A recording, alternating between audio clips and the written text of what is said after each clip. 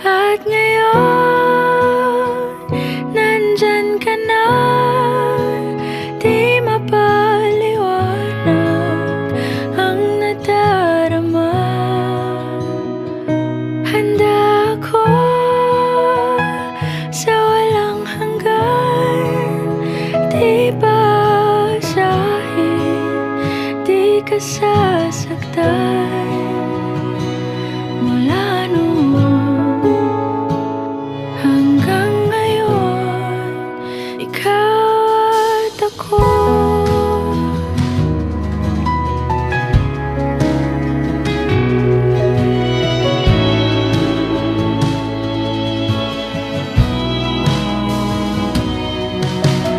At sa wakas ay nahanap ko na